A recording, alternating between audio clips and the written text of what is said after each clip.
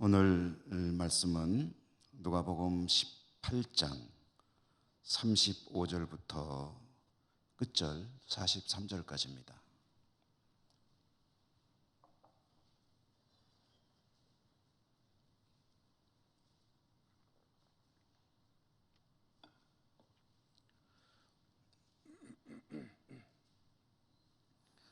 교독합니다. 여리고에 가까이 가셨을 때 한 맹인이 길가에 앉아 구걸하다가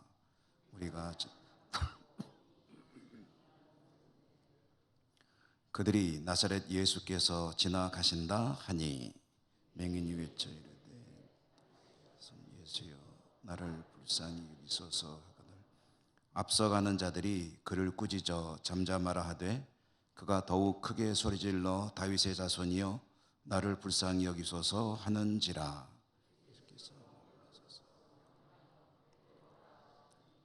그가 가까이 오매 물어 이르시되 내게 무엇을 하여 주기를 원하느냐.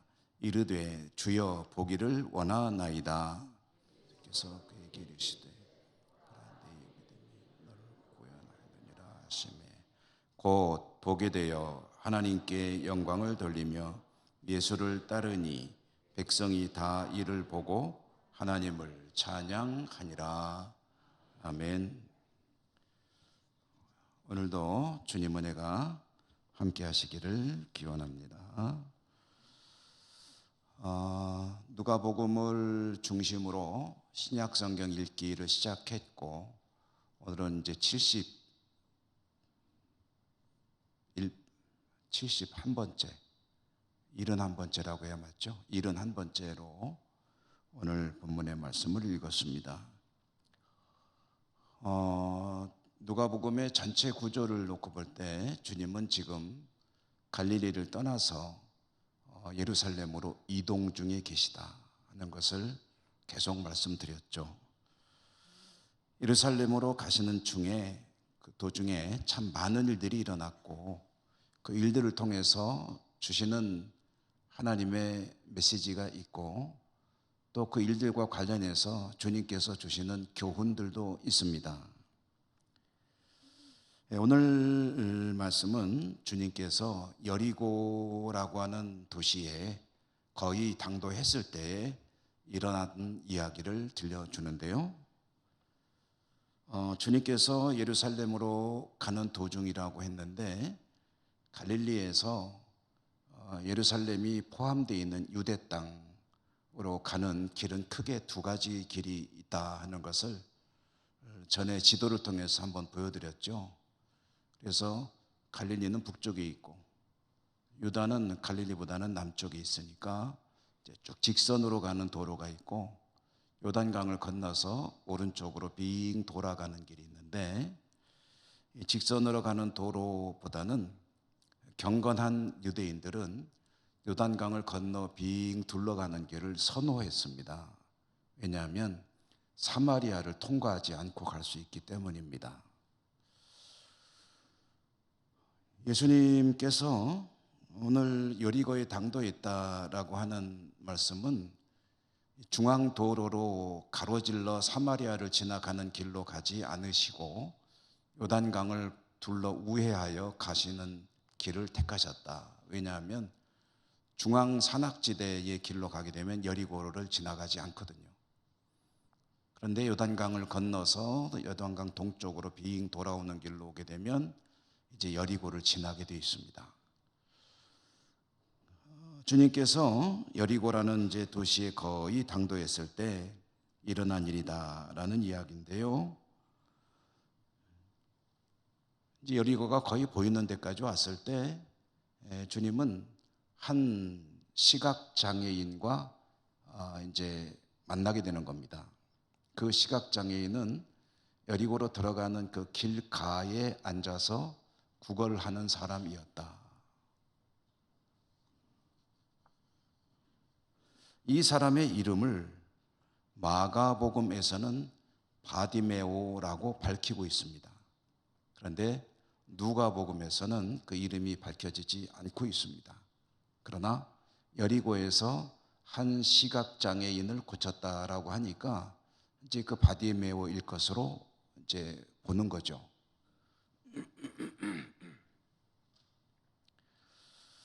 이 사람이 구걸하는 장소는 길가였다고 합니다. 그러면은 길가였다는 말을 굳이 표현한 이유가 무엇일까? 그것은 길가라는 것은 이 사람이 사회적으로 상당히 소외된 가운데 살아가고 있었다라는 것을 설명해 주는 그림입니다. 길가에 앉아서 구걸하며 살아가는 앞을 보지 못하는 장애를 가진 한 사람. 또한 오늘 말씀 속에서 들어있는 그 문법을 통해서 보게 되면은요, 이 사람의 이 구걸 행위는 하루 이틀 있었던 일이 아니고 그동안 계속 되어져 온 일이다 라는 것을 알 수가 있습니다. 말하자면 이 사람은 그 장애 때문에 사회적으로는 사람들에게 보살핌을 받지 못하고 소외되어 있었고, 도시 외곽에서 구걸하면서 하루를 힘겹게 살아가는 사람이었다는 거죠. 이 상황만 생각해 봐도 이 사람에게 살아가는 희망이 무엇일까 하는 생각을 해보게 되지 않습니까? 시각장애를 가지고 있고요, 돌봐주는 사람 없고요, 가난하기 때문에 먹어야 되니까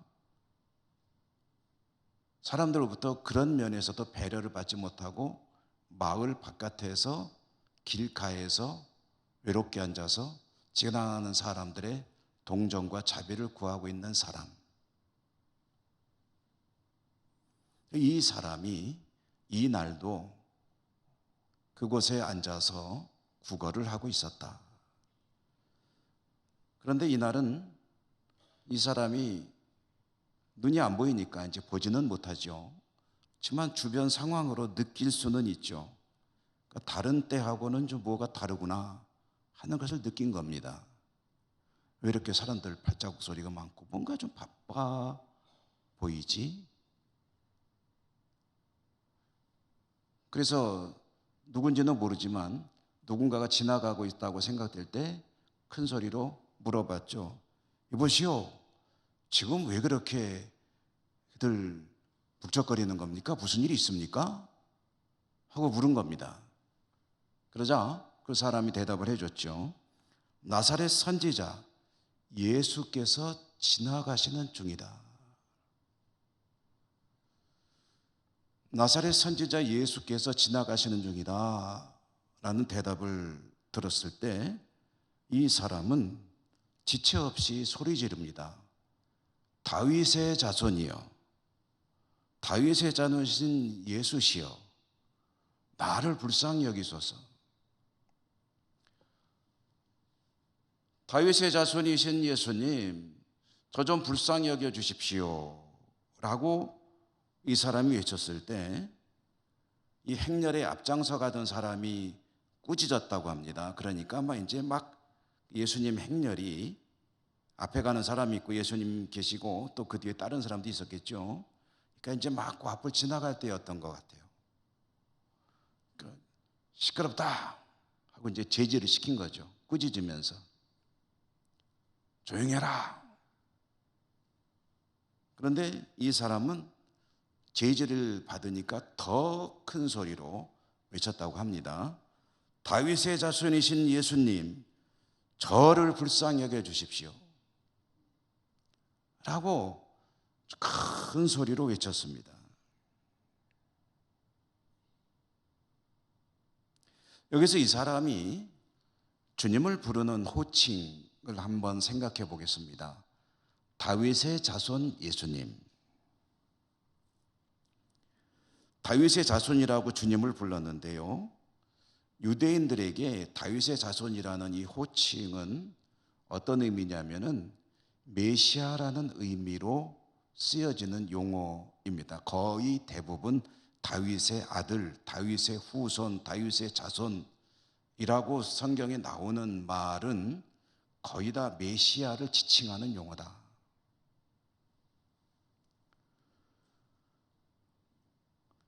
그러면 여러분, 왜 유대인들은 기다리는 메시아를 다윗의 자손이라고 부르는 걸까? 이것도 한번 알아보고 넘어가는 게 좋겠습니다. 왜 메시아, 그들이 기다리고 있는 메시아를 다윗의 자손이라고 부르는 거지? 그 기원은 언제부터 그렇게 부르기 시작했을까? 그 시작은 사무엘하라고 하는 성경에서 찾을 수가 있습니다. 사무엘하 7장 16절에 보면은 하나님께서 다윗에게 약속을 하시는 말씀이 있습니다.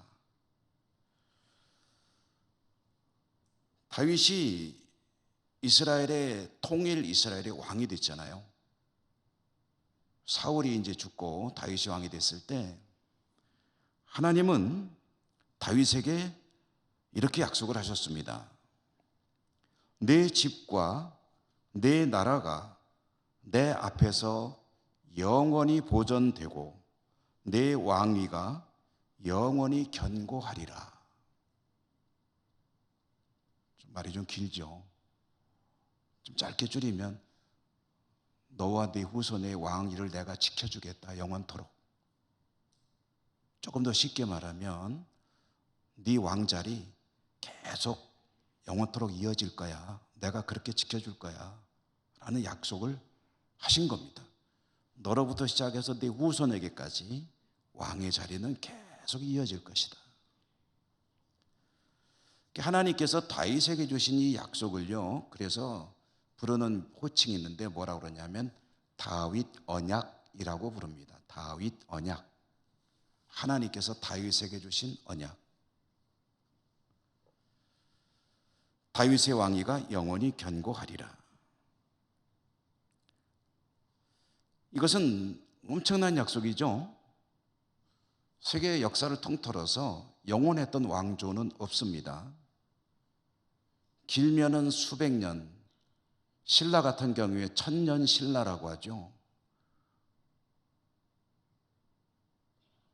짧으면은 당대에 끝나는 경우도 있고 3일 만에 끝난 왕위도 있습니다. 성경에 보면 왕이 됐는데 3일 만에 다시 쫓겨나는 거예요.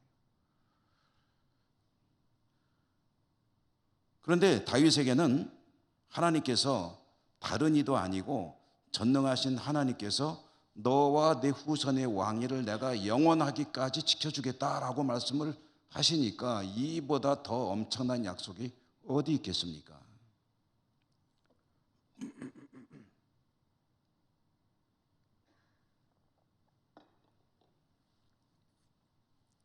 그런데 이 하나님의 어마어마한 이 약속에는 늘 그렇듯이 전제가 들어있습니다. 전제. 다윗은 물론이고 다윗의 후손들이 하나님 앞에 정직하다는 전제하에, 정직하다는 말은 말씀 신앙으로 계명을 잘 지키며 하나님 보시기에 좋으신 그 모습을 잘 지켜나갈 때에 내가 너와 내 후손의 왕위를 영원토록 지켜주리라. 그 전제가 들어있어요. 엉터리로 살아가도 지켜준다는 뜻은 아닙니다.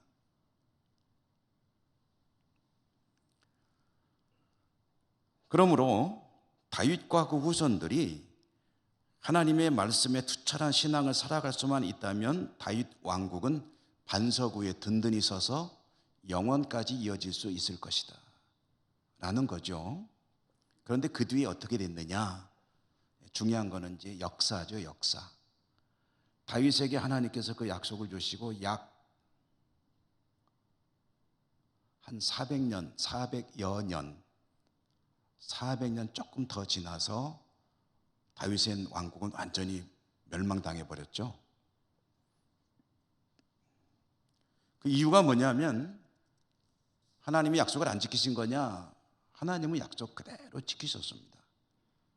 다윗의 후손들이 하나님 말씀을 떠났기 때문에, 우상을 섬겼기 때문에 하나님은 그래도 계속 촉구를 했죠. 돌아오라, 돌아오라, 회개하라, 그러다 망한다, 안 된다, 돌아와라 라고 계속 선지자를 보내셨지만 다윗의 그 후손 그 왕가들을 비롯해서 모든 백성들은 하나님을 떠나서 바알을 섬겼습니다. 그렇게 해서 나라는 망했습니다. 자, 여러분, 이제부터가 이제 그 내용입니다. 그러면 하나님께서 다윗에게 주신 그 약속은 아예 백지화되는 것이냐,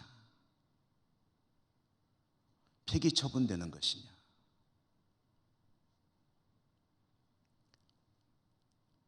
이스라엘 백성들은 그렇지 않다고 믿었습니다. 비록 자신들이 잘못해서 하나님의 약속을 받은 약속을 그 혜택을 다 누리지는 못했지만 다시 하나님 앞에 믿음을 회복하면 그 약속은 다시 유효하게 이어질 것이라고 믿었습니다. 그러니까 문제는 자신들에게 있다는 것을 깨달은 거죠. 하나님께는 여전히 그 약속이 유효하다. 그러니까 자신들이 하나님 앞으로 바른 신앙으로 돌아오기만 하면 하나님은 다시 한번 다윗의 왕위를 영원까지 지켜주실 것이다.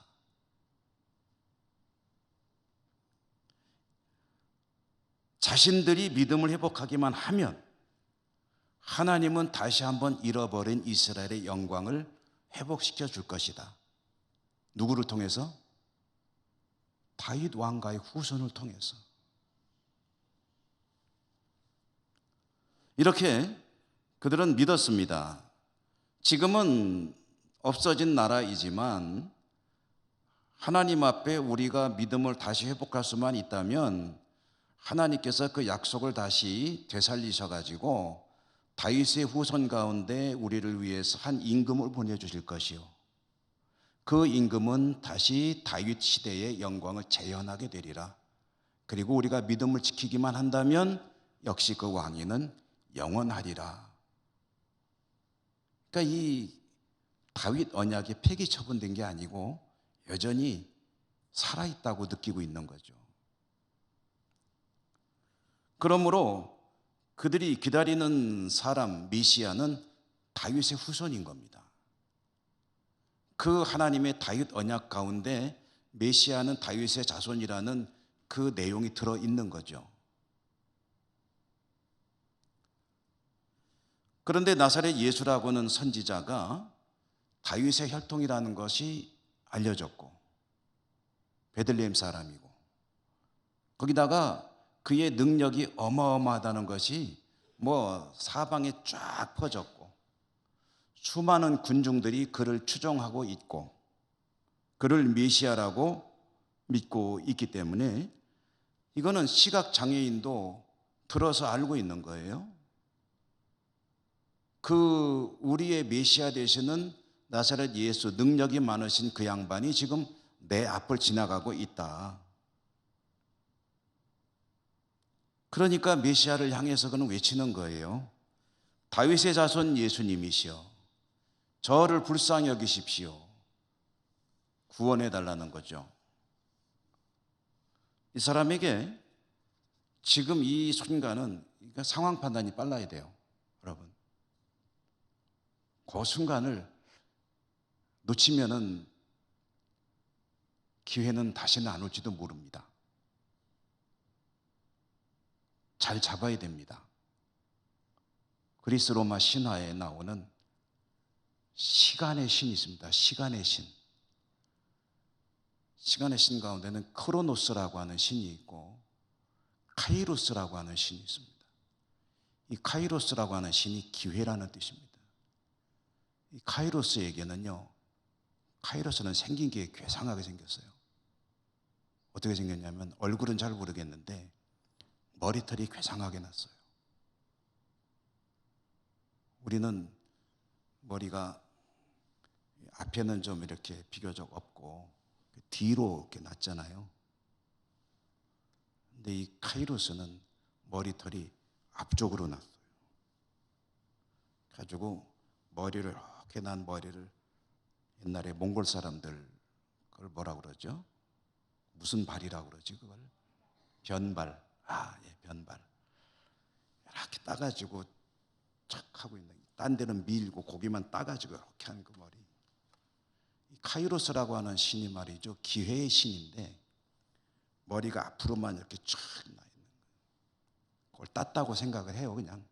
왜냐? 붙잡기 좋게. 근데 이 카이로스는 사람들 사이를 향해서 막 달려와서 지나가요. 달려올 때 카이로스를 머리털을 꽉 잡아야 돼. 그래야 기회를 잡을 수가 있어. 나를 딱 지나가면 잡으려고 그러면 뒤에는 머리털이 없어요. 잡을 수가 없어요. 지나가면 끝이야. 지나간 버스 손 흔들기. 버스는 운전하는 양반이 볼 수 있도록 앞에서 손을 흔들어야 세워주고 태워줍니다. 이 사람에게는 일생일대의 기회예요. 그는 망설임 없이 외쳤습니다. 다윗의 자손 예수시여, 메시아시여, 나를 불쌍히 여겨주십시오. 나 좀 살려주십시오. 주님께서 그 소리를 들으셨죠. 가던 길을 멈추셨습니다. 저 사람을 이리로 좀 데리고 오시오. 데려왔습니다. 이 시각장애인에게 주님이 물으셨습니다. 네게 무엇을 하여 주기를 원하느냐? 대답은 뻔하죠. 볼 수 있기를 원합니다. 자, 여러분 여기서 또 이 질문과 대답을 조금 생각해 보고 넘어가겠습니다. 주님이 시각장애를 가지고 살아왔기 때문에 한이 맺혔을 거예요. 그 사람에게 뭘 해줄까라고 물어본다면 1번이 뭐겠습니까? 결혼하고 싶어요 그럴까요? 돈이 좀 필요한데요 그럴까요? 보고 싶습니다.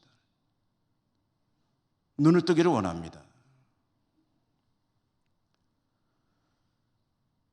주님께서는 그걸 몰라서 물으신 건 아니죠. 주님이 아니더라도 척 보면은 저라도 할 것 같아요. 앞을 못 보는 분에게 제가 딱 손만 대면은 다 고친다고 즐거운 상상을 한번 해보겠습니다. 착 하면은 모든 병이 다 낫는다. 무슨 장애든지 고쳐진다. 라고 생각을 하고 있는데 어떤 분이 앞을 못 보시는 분이 지팡이를 짚고 저를 향해 오더니 목사님 나 좀 봅시다. 그래서 뭘 원하십니까? 뭐든지 다 고쳐진다는데 그 다음에 뭐가 나올까요? 나 좀 보게 해 주십시오.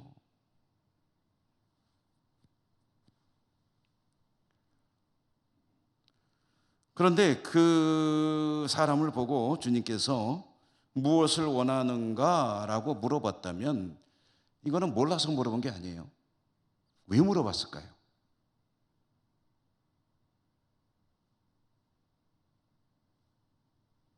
주님은 그를 고쳐주십니다.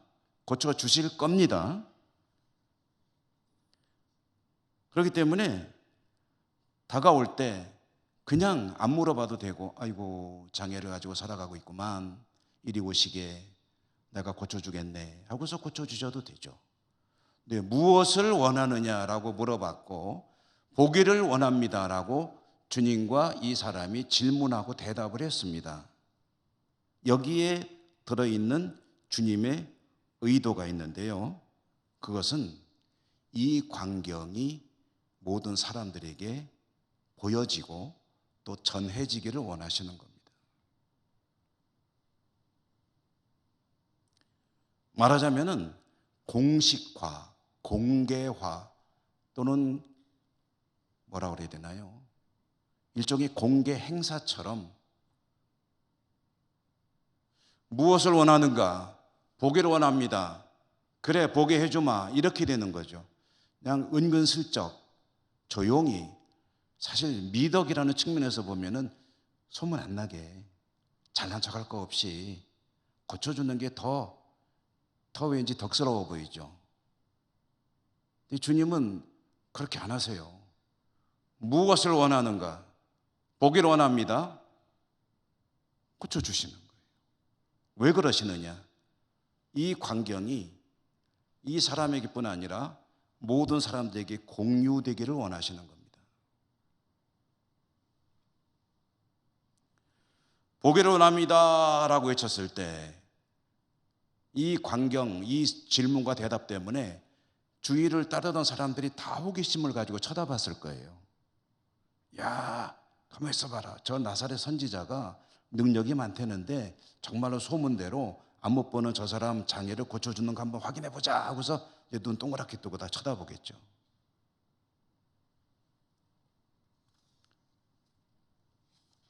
이런 일은 은밀하게 이루어질 일이 아니라는 것이 주님의 뜻입니다. 이 일을 통해서 많은 이들에게 전달되어져야 할 메시지가 있기 때문입니다. 그것은 하나님의 나라가 이곳에 임했다는 소식입니다. 하나님의 나라가 이곳에 임하고 있다.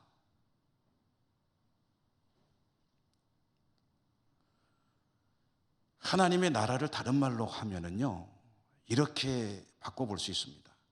하나님이 지으신 원래 그 아름다운 죄가 없는 조금도 훼손되지 않고 망가지지 않은 하나님의 창조의 세계가 원상대로 복귀되는 곳, 그곳이 바로 하나님의 나라입니다.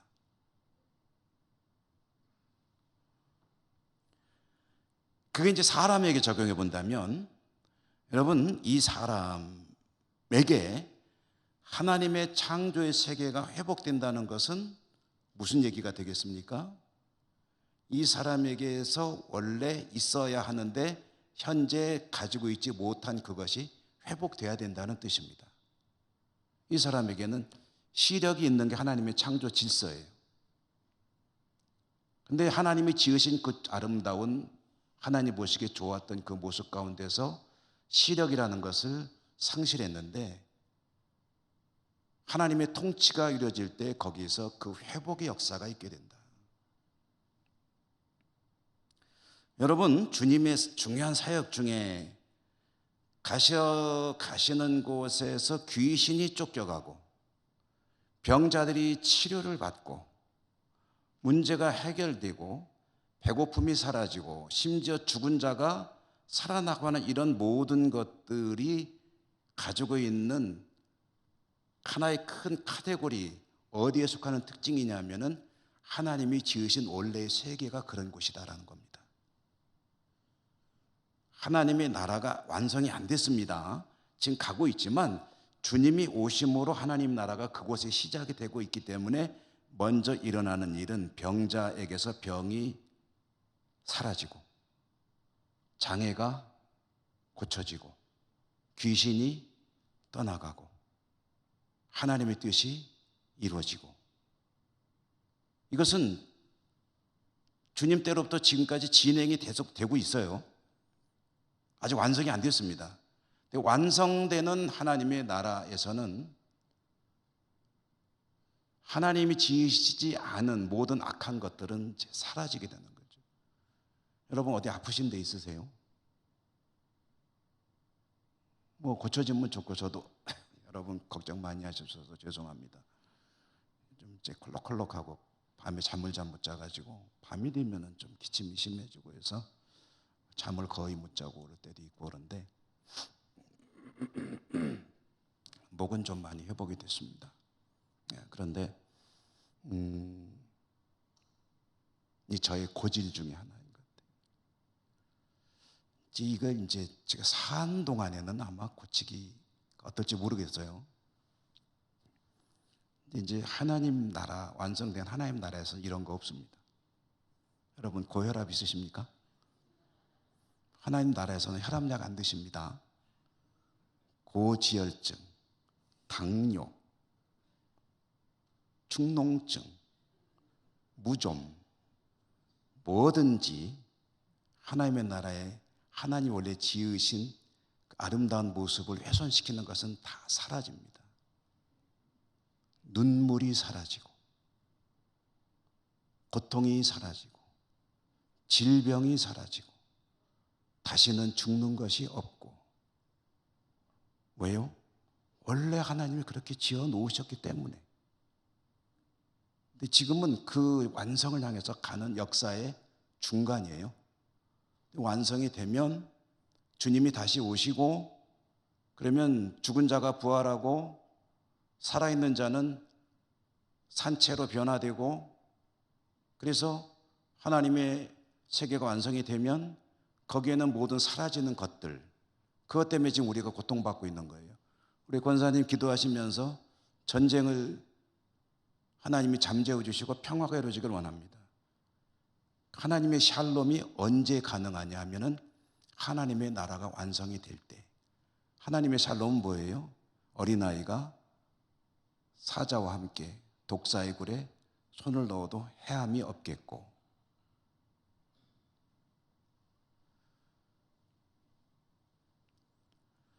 주님은 그것을 사람들에게 공개적으로 아예 그냥 보여주시는 거죠. 무엇을 원하느냐? 보기를 원합니다. 그래,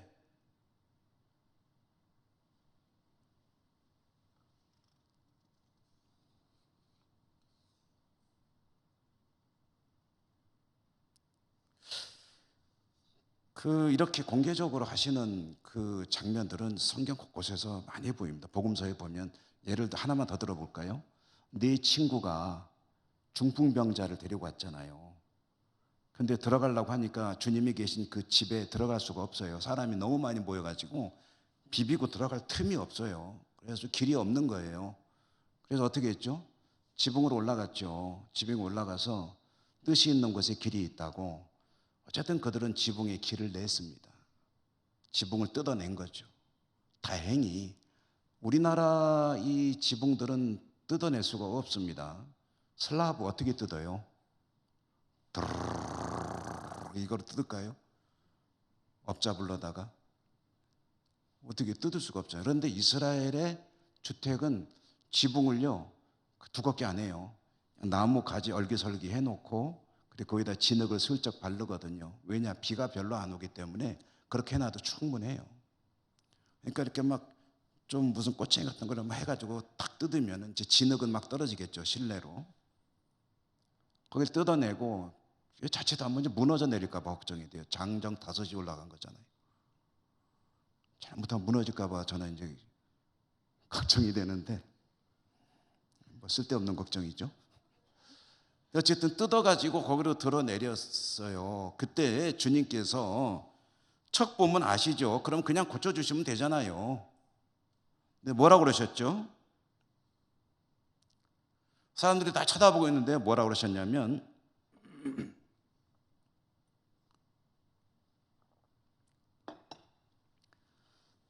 자, 들어봐라 라고 하신 거죠.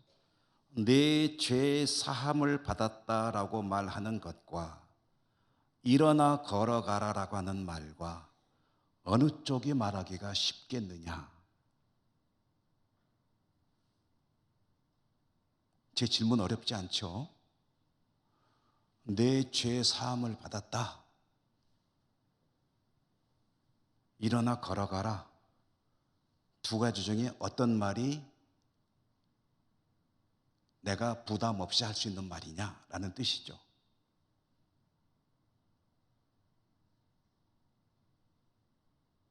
여러분들이 저를 그냥 쭉 쳐다보고 있는 거는 제 말뜻을 이해를 못 하셨다는 거예요. 내가 예수님이라고 생각해 봐요. 근데 중비용자가 지금 앞에 와서 눕혀져 있어요. 이 사람아 일어나 걸어가라 라고 하는 말과 이 사람아 자네 죄 용서받았네, 어떤 말이 하기 쉬운 말이냐는 거죠. 부담 없는 말이 어떤 말이에요? 죄 사함 받았느니라가 부담 없는 말이겠죠. 주님이 공개적으로 얘기하셨어요. 어떤 말이 하기 곤란한 말이냐 라고 물어본 다음에 그 사람에게 뭐라고 말했냐면, 일어나서 내 침상을 메고 네 집으로 가라고 그랬어요.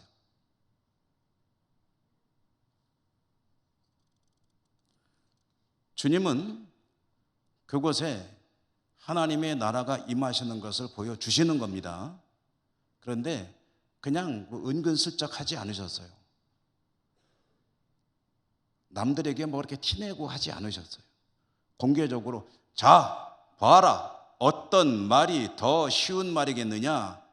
그럼 나는 네 죄 용서받았어. 그러니까 집에 가서 기도 많이 하고 좀 지내면서 하나님의 은혜를 구해봐 라고 말하지 않으시고, 하나님이 고쳐줄지 몰라 라고 하지 않으시고, 왜냐하면요, 유대인들은 장애를 가지고 있거나 병을 가지고 있으면은 하나님께 죄를 지었기 때문에 그렇다고 생각하거든요. 그것 때문에 벌을 받았다고 믿어요. 그러니까 이 사람이 장애를 가지고 있는 것이 하나님께 벌을 받은 거기 때문에, 자, 하나님이 네 죄 용서해 주셨어. 이제부터 가서 잘 먹고 정양하고 재활운동 잘하고 그러면 이제 점점 다리 힘이 생길 거야. 알았지? 가서 잘해봐 라고 해서 보내는 것도 가능한데, 랍비니까, 랍비로 대우를 받고 있으니까 그렇게 안 하고 참 부담스러운 이야기를 나가 한다. 뭐냐? 얘야, 너 일어나서 너 지금 네가 누워온 그 침상 있지? 그거 네 등에 메고 직접 네 발로 걸어서 네 집으로 가라 라고 말씀하셨다는 거죠. 공개적으로 하시는 거예요. 공개적으로. 왜요?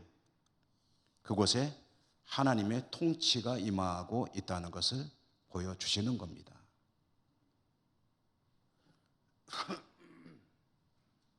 이 시각장애인에게 주님께서 말씀하십니다. 보라, 내 믿음이 너를 구원하였다. 그러자 이 장애가 이제 고쳐지고 보게 되었다 하는 건데요. 여기서 또 이제 이 주님의 대답, 주님의 선언, 내 믿음이 너를 구원하였다. 내 눈이 치료되었다. 내 눈이 떠졌다. 내가 뜨게 했다. 너 잘 보이지?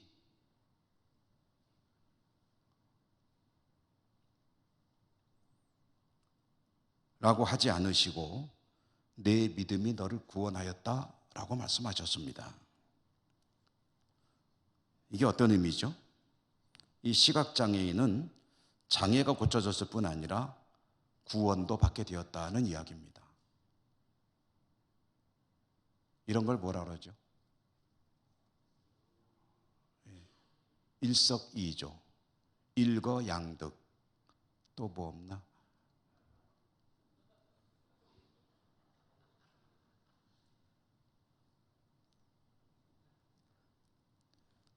장애가 치료되는 건 정말 중요한 일이죠. 이 사람 인생이 얼마나 그야말로 획기적인 변화 아닙니까? 그런데 그 일생에 가장 놀라운 일이 벌어졌다고 할 수 있는 이 장애가 고쳐진 것보다 더 놀라운 사실이, 메시아 되시는 주님께서 구원받았다라고 선언하신 거죠. 구원이 큰 걸까요? 치료가 큰 걸까요? 치료가 이거라고 한다면 구원은 이 치료를 포함하고 있는 이만한 거죠. 치료는 그 일부가 되겠죠. 구원에. 주님은 너 치료받았다라고 하지 않고 구원받았다라고 하셨습니다. 그런데 구원받았다고 하는 그 이유까지 밝혀주셨습니다. 왜 구원받았다고요? 내 믿음이 너를 구원하였다. 간청만 했다고 한다면은, 그러면은 네가 간곡하게 부탁하니까 내가 너를 치료했다라고 말씀하실지 몰라요. 그런데 주님은 내 믿음이 너를 구원했다고 말씀하셨거든요. 그러면 그의 믿음이 어떤 믿음이었을까 하는 걸 한번 생각을 해봐야 됩니다. 내 믿음이 너를 구원하였다. 이 사람의 삶을 들여다봐야 되겠죠. 그는 절망 가운데 있었습니다. 그는 희망이 없습니다. 기대할 게 없어요. 아무런 즐거움을 찾을 데가 없습니다. 그에게 유일한 즐거움이라면 그날은 운수 좋은 날이어서 구걸이 잘 되어서 한 끼라도 좀 따뜻한 음식을 먹는다면, 우리식으로 말해서 그런다면 운이 좋은 날일 수가 있겠죠. 그에게는 희망이 없습니다. 그런데 이 시끌벅적한 가운데 어쩌면 신라 같은 희망일 수 있었던 그 일이 실제로 벌어진 겁니다. 메시아가 그 앞에 나타난 거죠. 마지막 희망이고 놓칠 수 없는 희망입니다. 느슨할 수 없죠. 그것을 향해서 있는 힘을 다해서 달려가야 합니다. 이 사람의 이 자세를 주님은 내 믿음이라고 표현하셨습니다. 그의 믿음이 마지막 희망이라 할 수 있는, 궁극적 희망이라고 할 수 있는 주님을 향해서 있는 힘을 다해서 그야말로 죽기 살기로 나를 불쌍히 여기소서라고 외쳤던 그 자세를 주님은 내 믿음이라고 표현하셨는데요. 그리고 내 믿음이 너를 구원하였다라고 했는데, 이 말씀이 오늘 이 말씀의 바로 앞에 나오는 이야기의 대답입니다. 이 앞에 나오는 이야기에 질문이 하나 있었거든요. 무슨 질문이었습니까? 지난 수요일 날 우리가 무슨 말씀 봤죠?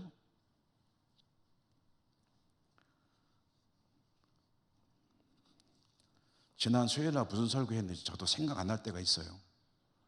왜냐, 설교를 너무 많이 하기 때문에 막 섞여 있죠. 여러분도 똑같으시죠? 뭐 설교를 뭐 매일 듣고 또 듣고 주일날도 2번 듣고 뭐 이러다 보니까 막 섞여 있죠. 그러니까 뭐였더라? 지난 수요일날 지금 뒤적이는 분들 생각 안 나시는 분들이죠. 지난 수요일에 부자 관리 주님을 찾아와서 제가 무엇을 하여 영생을 얻으리까? 계명을 지켜라. 어려서부터 잘 지켰는데요, 너에게 한 가지 부족한 게 있다. 너 그걸 팔아서 네 부자 재물 다 팔고서 가난한 자들에게 주고 너는 나를 따르라 라고 할 때 그가 근심하였다고 하잖아요. 결국 실천 못했죠. 그는 부자이기 때문에 많은 것을 가지고 있었고 그것을 포기할 수 없었다는 겁니다. 그때 주님께서 하신 말씀이 뭐였죠? 부자가 천국에 들어가는 것이 얼마나 어려운지, 차라리 낙타가 바늘길을 통과하기가 쉬울 것이다 라고 말씀하셨습니다. 그때에 그 곁에 있던 제자들이 탄식하면서 질문합니다. 그렇다면 누가 구원을 받을 수 있습니까? 이 질문에 대한 대답이 오늘 말씀입니다. 내 믿음이 너를 구원하였다. 이 시각장애인의 믿음을 가진 자가 구원받는다. 그럼 시각장애인의 믿음이 뭐라고요? 하나님만이 그의 최종적이고 궁극적인 목적인 사람, 하나님이 다른 그 모든 것의 우선인 사람, 거기에 오직 한 가지 희망을 걸고 그것을 위해서라면 다른 장애 요소들을 극복해내고 하나님을 향해 나갈 수 있는 사람, 그 자세, 그 믿음이 구원받게 하는 믿음이다. 뒤에 나오는 이야기를 보면요, 간략히 마무리하겠습니다. 이 사람은 치료됐죠. 하나님께 영광 돌렸죠. 그리고 주님을 따랐습니다. 이게 제자의 전형적인 모습입니다. 은혜 받고 그리고 하나님께 영광 돌리고 주님의 뒤를 따르는 것. 우리들에게도 주님께서 구원의 은총을 베푸셨습니다. 그 받은 은혜를 인하여 우리를 통해서 하나님의 영광이 드러나고 그것을 보는 사람들이 하나님을 찬양하는, 그리고 당사자 본인은 주님의 뒤를 따를 때 그것이 제자의 길을 걷는 것이고, 그게 구원받는 자가 가져야 될 모습입니다. 여러분에게 이 은혜가 풍성하시기를 주님 이름으로 축원합니다. 은혜로우신 하나님 감사합니다. 오늘도 말씀을 함께 나누었습니다. 저희들에게 주신 말씀을 인하여 힘을 내고 용기를 내고 하나님만이 저희들의 최고의 선이고 최고의 목표가 되는 그런 믿음으로 살아갈 수 있도록 은혜 더하여 주옵소서. 예수님 이름으로 감사하고 기도드립니다. 아멘.